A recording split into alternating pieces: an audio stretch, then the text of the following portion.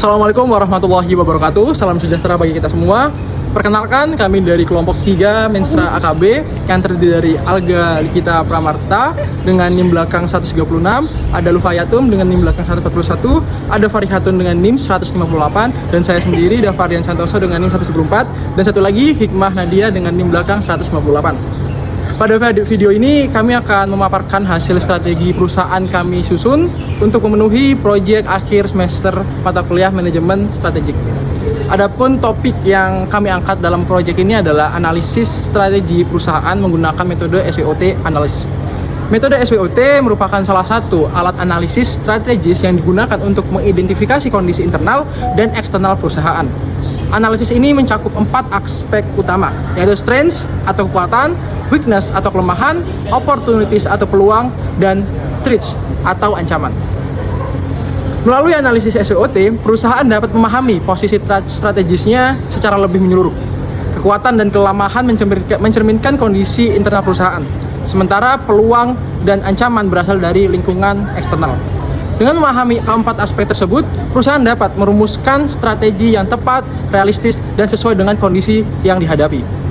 Dalam video ini, kami akan menerapkan analisis SWOT pada Bank Syariah Indonesia atau BSI yang menjadi objek penelitian kami.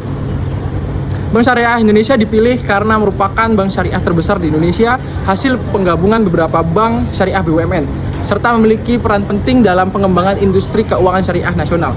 Melalui pemaparan ini, kami berharap dapat memberikan gambaran mengenai kondisi strategis Bank Syariah Indonesia, serta bagaimana perusahaan tersebut memanfaatkan kekuatan dan peluang yang dimiliki, sekaligus menghadapi berbagai tantangan dan ancaman yang ada di industri perbankan syariah.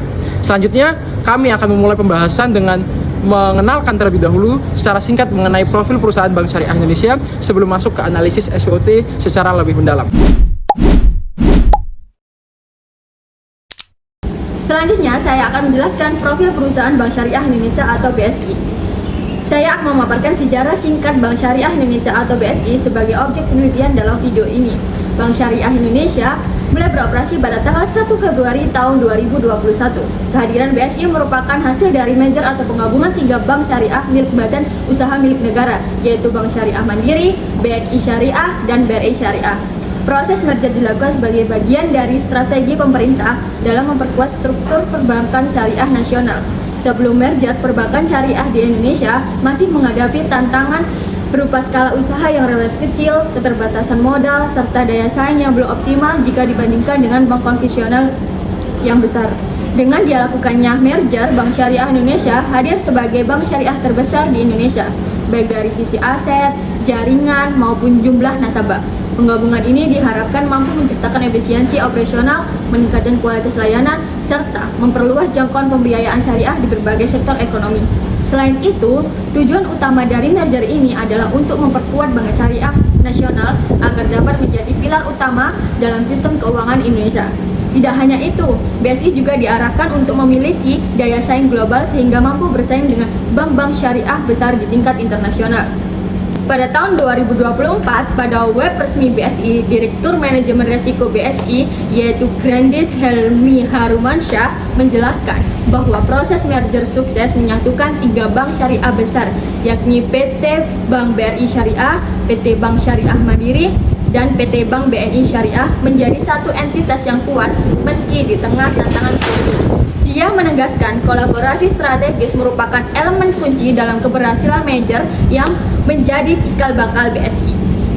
Dengan latar belakang tersebut, Bank Syariah Indonesia tidak hanya berperan sebagai lembaga keuangan, tetapi juga sebagai motor penggerak dalam pengembangan ekonomi syariah dan industri halal di Indonesia. Untuk visi dan misi Bank Syariah Indonesia. Visi Bank Syariah Indonesia adalah menjadi top 5 global Islamic Bank. Kemudian untuk misinya adalah memberikan akses solusi keuangan syariah di Indonesia. Yang kedua ialah menjadi bank besar yang memberikan nilai terbaik bagi para pemegang saham. Yang ketiga ialah menjadi perusahaan pilihan dan kebanggaan para talenta terbaik di Indonesia. Pada web resmi BSI menyebutkan bahwasanya Bank Syariah Indonesia tidak hanya berfokus menjadi pemimpin di tingkat nasional, tetapi juga menargetkan posisi sebagai salah satu bank syariah terbaik di dunia.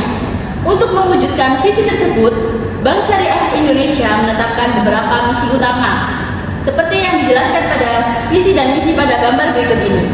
Visi dan misi ini menjadi landasan penting bagi Bank Syariah Indonesia dalam merumuskan strategi bisnis, termasuk strategi yang kami analisis lebih lanjut menggunakan metode SWOT pada pembahasan selanjutnya. Oke, selanjutnya kita masuk membahas ke sektor industri dan kondisi perusahaan dari Bank Syariah Indonesia. Yang pertama, sektor industri Bank Syariah Indonesia. Pada bagian ini saya akan menjelaskan sektor industri tempat Bank Syariah Indonesia beroperasi dengan menyoroti perkembangan industri keuangan syariah di Indonesia, khususnya yang berkaitan dengan pasar modal syariah. Gambar yang ditampilkan berikut ini adalah gambar menunjukkan perkembangan reksadana syariah di Indonesia hingga Oktober tahun 2025. Berdasarkan grafik tersebut, dapat dilihat bahwasannya nilai aktiva bersih atau NAB reksadana syariah mengalami tingkat tren peningkatan, meskipun sempat mengalami penurunan pada periode awal pandemi. Hal ini menunjukkan bahwasannya minat masyarakat terhadap instrumen keuangan berbasis syariah terus meningkat. Reksadana merupakan bagian dari ekosistem industri keuangan syariah yang saling terhubung dengan sektor perbankan syariah. Sebagai bank syariah terbesar di Indonesia, Bank Syariah Indonesia memiliki peran penting dalam mendukung ekosistem ini. Salah satunya melalui penyediaan dari layanan kustodian, lalu ada distribusi produk reksadana syariah, lalu ada edukasi keuangan syariah kepada masyarakat. Pembuatan reksadana syariah ini mencerminkan bahwa industri keuangan syariah memiliki potensi besar untuk terus berkembang. Dan kondisi tersebut menjadi peluang strategis bagi Bank Syariah Indonesia untuk memperluas jaringan dalam pelayanan serta meningkatkan inklusi keuangan syariah. Dengan demikian, Bank Syariah Indonesia tidak hanya beroperasi dalam sektor perbankan syariah, tetapi juga menjadi bagian dari rantai industri keuangan syariah nasional yang mencakup perbankan, pasar modal, dan industri halal secara keseluruhan. Selanjutnya kita masuk ke pembahasan terkait kondisi Bank Syariah Indonesia saat ini. Pada bagian ini saya akan menjelaskan kondisi Bank Syariah Indonesia pada saat ini. Berdasarkan data kinerja perusahaan yang bersumber dari laporan tahunan 2024, Bank Syariah Indonesia menunjukkan kinerja yang positif dan terus mengalami pertumbuhan.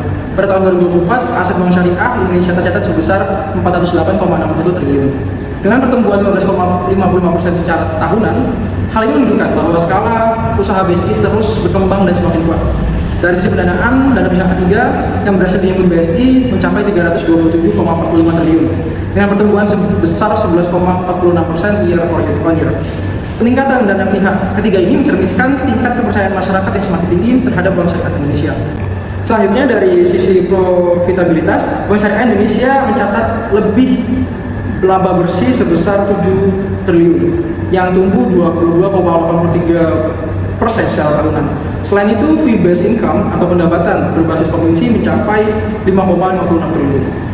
Dengan pertumbuhan 32,16% year on year, angka ini menunjukkan bahwasannya BSI tidak hanya bergantung pada pembiayaan, tetapi juga mulai mengoptimalkan sumber pendanaan non-margin. Sementara dari sisi kualitas pembiayaan, NFP Gross Bank Syariah berada pada level 0,9% yang menunjukkan kondisi pembiayaan yang relatif sehat dan terkelola dengan baik. Sementara itu, tingkat RIO tercatat sekitar 17,77% yang menandakan kemampuan perusahaan dalam menghasilkan laba dan modal yang dimiliki. Secara keseluruhan, data ini menunjukkan bahwa BSI berada dalam kondisi keuangan yang stabil dan bertumbuh, sehingga kondisi yang kuat dalam menghadapi persaingan industri perbankan syariah. Kondisi ini yang nantinya akan menjadi dasar dalam analisis strategi menggunakan metode SWOT. Pada bagian ini, saya akan membahas strength atau kekuatan dari Bank Syariah Indonesia yang didasarkan pada kinerja internal perusahaan dan data resmi dari laporan tahunan 2024 Bank Syariah Indonesia. Pertama, BSI memiliki skala usaha yang sangat besar dan terus bertumbuh. Berdasarkan data kinerja tahun 2024, total aset BSI mencapai 408,61 triliun dengan pertumbuhan sebesar 15,55% secara tahunan. Capaian ini menegaskan bahwasanya posisi BSI sebagai bank syariah terbesar di Indonesia sekaligus dapat menjadi kekuatan utama dalam persaingan perbankan. Selain itu, dari sisi pendanaan, BSI berhasil mengumpulkan dana pihak ketiga sebesar 327,45 triliun dengan pertumbuhan sebesar 11,46% year on year. Angka ini menunjukkan tingkat kepercayaan masyarakat yang tinggi, sehingga menjadi modal penting bagi keberlanjutan dan ekspansi bisnis perusahaan. Kekuatan berikutnya terlihat dari kualitas pembiayaan yang terjaga dengan sangat baik. BSI mencatatkan NPF gross sebesar 1,90% yang berada pada level sehat dan mencerminkan kemampuan manajemen dalam mengelola resiko pembiayaan secara efektif. Dari sisi profitabilitas, BSI juga menunjukkan kinerja yang sangat solid, ditunjukkan pada laba bersih perusahaan yang mencapai 7 triliun serta didukung oleh peningkatan fee-based income sebesar 5,56 triliun. Hal ini menunjukkan bahwasannya BSI tidak hanya mengandalkan pendapatan dari pembiayaan, tetapi juga mampu mengembangkan sumber pendapatan berbasis jasa. Yang selanjutnya ialah transformasi digital menjadi salah satu kekuatan utama BSI melalui peluncuran Buy On by BSI. Jumlah penggunaan mobile banking terus meningkat dengan 7,99 juta user terdaftar dan 546 juta transaksi, yang menunjukkan bahwasannya keberhasilan strategi digital dalam meningkatkan akses dan kenyamanan layanan perbankan syariah. Kekuatan lainnya ialah dukungan struktur kepemilikan yang sangat kuat, di mana mayoritas saham BSI dimiliki oleh bank-bank BUMN seperti Bank Mandiri, BNI, dan BRI. Struktur ini memberikan stabilitas, kepercayaan publik, serta dukungan strategis dalam pengembangan bisnis. Selain aspek dan finansial dan operasional tadi, BSI juga menunjukkan komitmen sosial dan tata kelola perusahaan yang baik, tercermin dari penyaluran zakat perusahaan dan pegawai sebesar 268,6 miliar, serta berbagai penghargaan nasional dan internasional yang diraih seperti di bidang tata kelola, ESG, dan digital banking. Dari hal-hal tersebut tadi, secara keseluruhan, berbagai capaian tadi menunjukkan bahwasannya BSI memiliki kekuatan yang solid dari sisi keuangan, digitalisasi, tata kelola, serta kepercayaan publik yang menjadi fondasi penting dalam penyusunan strategi perusahaan ke depan. Oke, selanjutnya kita masuk ke pembahasan terkait weakness atau kelemahan dari Bank Syariah Indonesia. Pada bagian ini, saya akan membahas weakness atau kelemahan Bank Syariah Indonesia, yaitu faktor internal perusahaan yang masih perlu diperbaiki berdasarkan evaluasi kinerja dan tantangan internal yang tercermin dalam laporan tahunan 2024. Kelemahan pertama yang dapat diidentifikasi adalah tantangan efisiensi operasional sebagai dampak dari skala usaha yang besar. Sebagai bank, hasil merger dan memiliki jaringan yang sangat luas, Bank Syariah Indonesia menghadapi kompleksitas dalam pengelolaan operasional, sistem, serta sumber daya manusia. Kompleksitas ini berpotensi menimbulkan biaya operasional yang relatif tinggi apabila tidak dikelola dengan optimal. Kelemahan berikutnya berkaitan dengan proses integrasi dan transformasi pasca merger. Meskipun merger telah berjalan sejak 2021, penyelarasan budaya kerja, sistem teknologi informasi, serta standarisasi proses bisnis masih menjadi tantangan yang berkelanjutan. Hal ini tercermin dari fokus manajemen terhadap penguatan internal dan transformasi berkelanjutan yang terus dilaporkan dalam laporan tahunan. Selain itu, kontribusi literasi dan inklusi keuangan syariah yang masih terbatas juga menjadi kelemahan internal. Dalam laporan tahunan, BSI menekankan pentingnya edukasi berkelanjutan kepada masyarakat. Hal ini mengidentifikasi bahwa pemahaman masyarakat terhadap produk dan prinsip perbankan syariah masih belum optimal, sehingga berpotensi membatasi ekspansi pasar. Dari sisi digitalisasi, meskipun BSI telah meluncurkan Buy On by BSI dan menunjukkan pertumbuhan pengguna yang signifikan, adopsi digital secara merata mereka di seluruh segmen nasabah masih menjadi tantangan. Sebagian nasabah masih bergantung pada layanan konvensional kantor cabang, sehingga potensi efisiensi dan digital banking belum sepenuhnya maksimal. Kelemahan lainnya adalah ketergantungan yang relatif besar pada dasar pasar domestik. Sebagian besar aktivitas bisnis BSI masih bergantung dan berfokus di dalam negeri, sehingga eksposur internasional dan diversifikasi pasar global masih terbatas. Kondisi ini dapat membatasi fleksibilitas perusahaan dalam menghadapi dinamika ekonomi global. Secara keseluruhan, kelemahan-kelemahan ini tidak menunjukkan kondisi perusahaan yang lemah, melainkan area perbaikan strategis yang perlu ditingkatkan agar Bank Syariah Indonesia dapat mengoptimalkan seluruh kekuatan yang dimilikinya. Oke, selanjutnya kita akan membahas terkait opportunities atau peluang dari pihak Bank Syariah Indonesia, yaitu faktor-faktor eksternal yang dapat dimanfaatkan perusahaan untuk mendukung pertumbuhan dan pengembangan bisnis ke depan. Peluang pertama berasal dari pertumbuhan industri perbankan syariah nasional yang terus menunjukkan tren yang positif. Berdasarkan data industri yang disajikan dalam laporan tahunan 2024, aset, pembiayaan, dan pendanaan perbankan syariah di Indonesia mengalami peningkatan yang cukup signifikan. Bahkan pertumbuhan bank syariah Indonesia tercatat lebih tinggi dibandingkan rata-rata industri, yang menunjukkan adanya ruang besar untuk ekspansi lebih lanjut.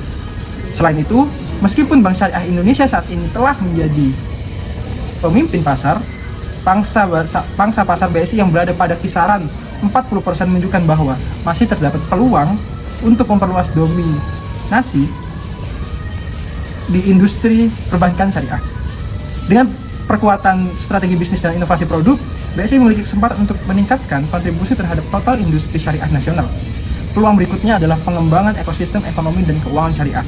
Dalam laporan tahunan, BSI menegaskan fokus strategisnya pada pembiayaan sektor produktif, UMKM, serta industri halal. Seiring meningkatnya kesadaran masyarakat terhadap ekonomi berbasis syariah, BSI berada pada posisi strategis untuk menjadi penggerak utama dalam ekosistem ekonomi syariah. Selain itu, perubahan perilaku masyarakat yang semakin mengarah pada layanan digital juga menjadi peluang besar bagi Bank Syariah Indonesia. Transformasi digital melalui Super App Bayon by BSI memungkinkan perusahaan untuk meningkatkan efisiensi operasional, memperluas jangkauan layanan, serta menjangkau segmen masyarakat yang sebelumnya belum tersentuh layanan perbankan. Peluang lainnya berasal dari dukungan pemerintah dan regulator terhadap pengembangan keuangan syariah dan keuangan berkelanjutan. Kebijakan dan regulasi yang mendukung ini memberikan kepastian serta lingkungan usaha yang berkondusif bagi Bank Syariah Indonesia untuk berkembang secara berkelanjutan. Secara keseluruhan, berbagai peluang tersebut menunjukkan bahwa Bank Syariah Indonesia berada dalam lingkungan eksternal yang mendukung pertumbuhan. Dengan memanfaatkan peluang ini secara optimal, BSI memiliki potensi besar untuk memperkuat posisinya sebagai bank syariah unggulan baik di tingkat nasional maupun global.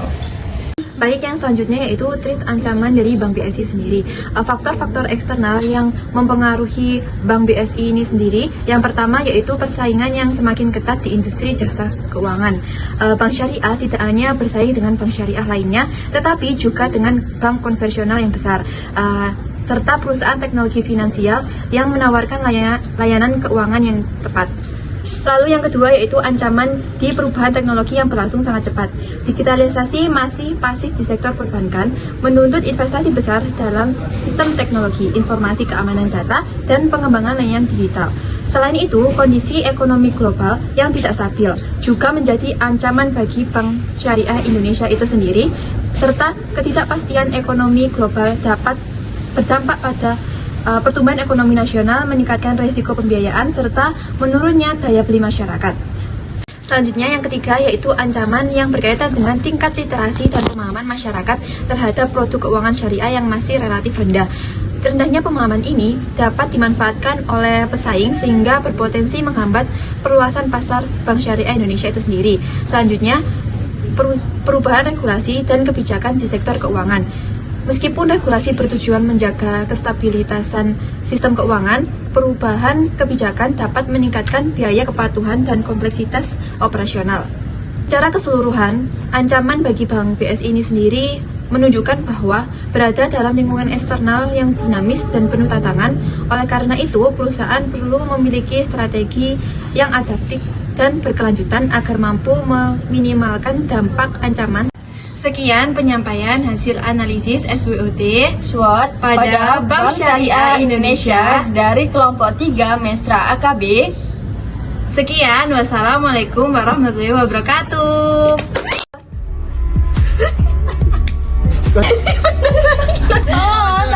Bisa tak? Bisnis ke depan. Ada gua. Jagonya sih pada tanggal 1. Bentar, Yuk, saya biasa